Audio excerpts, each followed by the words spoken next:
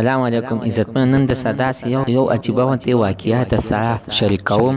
تاسو به تر اوسه پورې نه وي اورېدلي چې په مصر کې څوک په خپله ښځه باندې شکي شي او وایي چې دا زناکاره ده. ورپسې جج او عدالت ته ورپسې کیس یوسي چې زما دا ښځه نه ده پکار. نو عدالت ورته وایي چې تا اخر د ښځې ستا اخر ولې ښځه نه ده پکار، تر اوسه پورې ستا ښځه وه او اوس وایي چې دې له زه طلاق ورکړم. نو دغه ښځې خاوند راپاڅېد، داسې ته یې جواب ورکړو چې زما ښځه زناکاره ده، زه د دکې د وجې نه زه طلاق کوم. جج ورته ویلې صحیح ده، زه ګورم چې دا زناکاره ده او که نه ده. هغه قاضي ولا داسې هغوی د پخوای صدای کې تجربه ښکاروي، وایي چې که دا چېرته زناکاره وي نو د دې ژبه به وسوځي او دروغ به نه وایي. کوم سړی دروغ وایي نو د هغې ښځې ژبه به سوځي. کومه یوه زناکاره وي نو د هغې ژبه خو به هم سوځي. ښځه یې بوتلله لوات ته او هغه ته یې په یوه سمڅه یې په اور باندې ګرمه کړله. هغه سمڅه مکمل تکه سره شوله.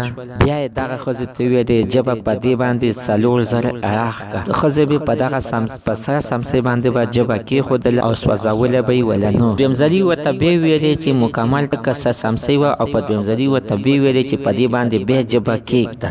بیا دویم ځلي باندې بیا ژبه کېښودله، خو د ښځې ژبه به یې نه سېزله. دریم ځلي ورته بیا دغه شانتې ویل چې په دې باندې بیا ژبه کېږده. نو ښځې پې بیا ژبه کېښودله، د دې ښځې ژبه به نه سوځېدله ځکه چې دا جینۍ په حقه باندې وه، په ناحقه باندې نه وه. د دې خاوند په ناحقه باندې په ښځې باندې په غلطه باندې الزام لګول. بیا ورته جج ټولو ورته مبارکي ورکړه. واقعه خبره ده چې ته په حقه باندې تعالی دې داسې ښځې هر چا ته ورکړي چې خپل خاوند سره مینه او محبت ساتي، ځکه چې دې ښځې د خپل د خاوند دپاره اور باندې ژبه کېښودله او ځان یې د خپل خاوند نه جدا نه کړو. د دې ښځې خپل خاوند سره مینه محبت و، الله تعالی جدا نه کړ. عزتمن زموږ نننۍ معلومات د دې ځای پورې د نوي معلومات لپاره زموږ او دا چینل د سره سبسکرایب کړئ، خوا کې اوسه د ټلۍ نشان واخلئ. ښه یو نوي معلوماتي ویډیو تاسو ته په اسانۍ باندې در ورسي.